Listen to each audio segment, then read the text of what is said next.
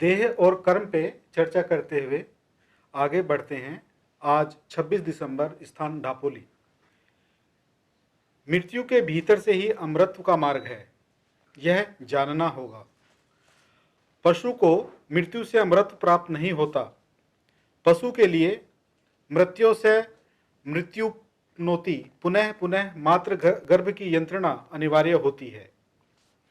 किंतु स्थूल देह के आवश्यक कर्म यदि पूर्ण किए जा चुके हों और स्थूल देह की स्वरूप से आसन बनाकर स्वयं उस पर अधिष्ठित हुआ जा सके तो वह जन्म मृत्यु रहित हो जाता है। किंतु कर्म की पूर्णता नहीं होती, इसलिए कर्म रहित नहीं होता। महाज्ञान भी उसे प्राप्त नहीं होता। आपेक्षिक खंड ज्ञान अवश्य होता है।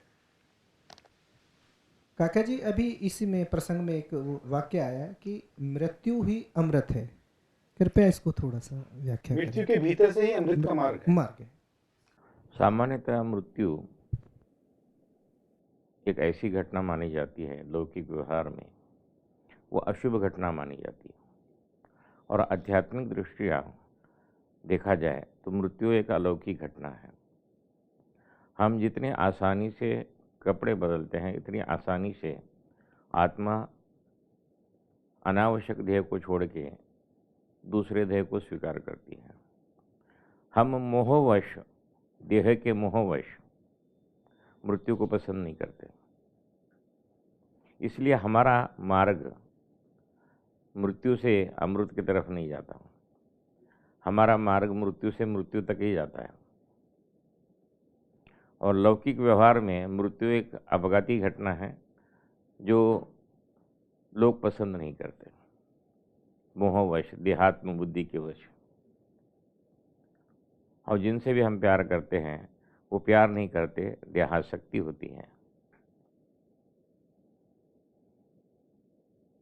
यदि हम जीवन का रहस्य जानते हैं तो बैंड बाजे के साथ जाने वाले को भेजते हैं।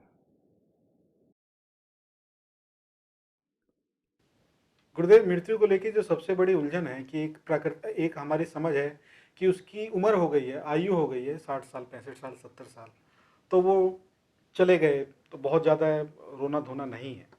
लेकिन उसी में जीवन में हम ये देखते हैं कि अकस्मात मृत्यु हो गई। अकाल मृत्यु है, छोटे बच्चे की हो सकती है, युवा की हो सकती है। वो भी प्रक्रिया उससे वैसी है। जितना ऋणानुबंध उस व्यक्ति का माँ बाप के साथ जुड़ा है, परिवार के साथ जुड़ा है, उतना ऋणानुबंध पूरा करके वो निकल जाता है। हम किसी महकमे में काम करते हैं और वहाँ से ट्रांसफ़र हो जाती है तो हमें बुरा नहीं लगता। घटना वही हो रही है, वो स्थानांतर कर रहा है व्यक्ति, उसका तबादला हो गया, वो स्थानांतर कर रहा है। लेकिन वहाँ हम ये मान्यता वहाँ नहीं देते। हकीकत ऐसी ही है। एक बंदा एक जगह छोड़ के दूसरी जगह जा रहा है। यहाँ एक बंदा ये जगह छोड़ के दूसरी जगह जा रहा है, दूसरी जगह आपको दिख नहीं रही है। वो जो जा रहा है उसको भी नहीं दिख रही है। बराबर है, लेकिन घटना वही है। दोनों घटना में विशेष अंतर नहीं। एक ज्ञात स्थान है, एक अज्ञात स्थान है। ज्ञात स्थान में भी उसके जो दफ्तर वाले बैठे हुए वही जाते नहीं है उधर। जाता हुआ क्या अकेला ही बंदा है। सेंट्रल गवर्नमेंट में किसी को पनिशमेंट के तौर पे अंडमान निकोबार का तबादला हो जाए तो उसके दफ्तर वाले कभी ज़िंदगी में भी उधर नहीं जाते। वो अकेला ही बंदा जाता है पनिशमेंट पोस्टिंग के लिए। संबंध तो तभी भी रहते हैं कि वो हमारे मित्र वहाँ पे दिल्ली में है। संबंध कहाँ रहते हैं? आप संबंध स्थापित करोगे तो संबंध रहते हैं ना। गुरुदेव, मृत्यु के पश्चात भी बहुत सारे लोगों को अनुभव होते हैं कि उनके पूर्वज उनके आसपास हैं। हाँ, लेकिन वो कहाँ हैं? जिनके ऋणानुबंध हैं, स्थिर हैं और भावनिक घनिष्ठता है, वहाँ पे ये चित्र नजर आता है। मोह है। मोह भी है, मोह भी है। मोह उत्पन्न हो जाता है, पुत्र हो, प्रेमिका हो, पत्नी हो, सभी दोस्त हो। मतलब आम पे निर्गुण पर मोह नहीं होता, सगुण पे मोह होता है जी। और जब शरीर छूटता है तब वो मोह, तो सगुण निर्गुण हो जाता है, इसलिए पसंद नहीं आता। लेकिन काका जी अभी इन्होंने एक शब्द बोला था कि जो आध्यात्मिकता से अमृत का द्वार खुलता है। तो उसके लिए ना, जो आध्यात्मिक रास्ते पे चल रहा है उसके लिए अमृत अमृत का द्वार खुलता है। सामान्य आदमी ने तो वो द्वार का कहाँ है वो मालूम भी नहीं उसको। गुरुदेव, ये चर्चा कल भी आई थी कि मातृ गर्भ की यंत्रणा जो बहुत ही कष्टकारी मानी जाती है। गुरुदेव, इसमें ऐसा क्या होता है कि किसको किसको? जो जीव है, जो गर्भ में गया है, वो तो आके बोलता नहीं है। गुरुदेव ये शास्त्र तो ऐसा बोलते हैं। तो गुरुदेव क्या कारण रहते हैं कि वहाँ आप मुझे बताइए, अवतार भी माँ के कोख से ही पैदा होते हैं, संत भी माँ के कोख से ही पैदा होते हैं, सिद्ध भी माँ, पुरुष भी माँ के कोख से ही पैदा होते हैं। ये एक नैसर्गिक प्रक्रिया है। आप ही झेलते हैं ऐसा नहीं है, सभी झेलते हैं। गुरुदेव क्या कारण होते हैं कि इतना कष्ट होता है गर्भ में? कष्ट तो माँ को होता है, जीव को क्या होना है? जी। जीव तो 280 दिन अंदर बैठा रहता है, ऐश करता है। उसकी देखभाल बाहर से हो रही है, उसकी तबीयत ठीक नहीं है क्या, वो हार्ट बीट हो रही है कि नहीं, कितना क्या क्या झंझट है, कितनी पाली हुई है यहाँ भी।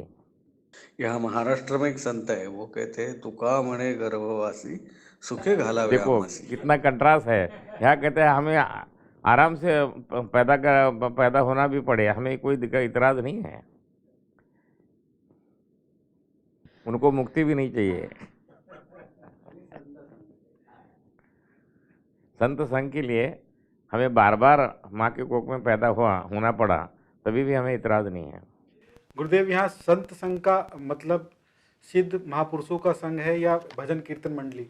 ना, संत संघ का मतलब यहाँ जो रियलाइज सोल हैं उनके साथ संग जो है, उनके साथ होना भी काफ़ी है।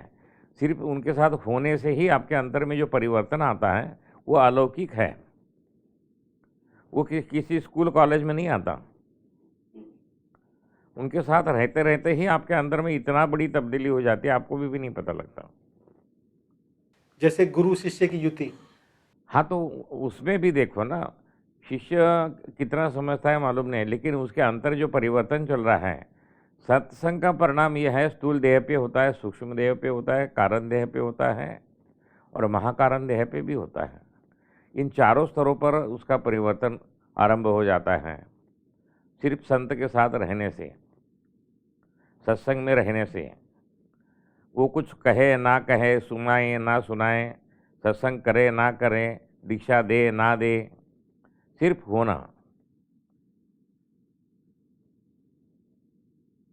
आपको मालूम है कि बड़े बड़े मेजर जनरल, लेफ्टिनेंट जनरल होते हैं या आईजी जैसे होते हैं, डीआईजी होते हैं, उनके घर में काम करने वाले लोग भी होते हैं ना, वो ऐसे बड़ी कॉलर खड़ी करके चलते रहते हैं। वो कहाँ काम करते हो? फलाने जगह काम करते हो। समझे कि नहीं?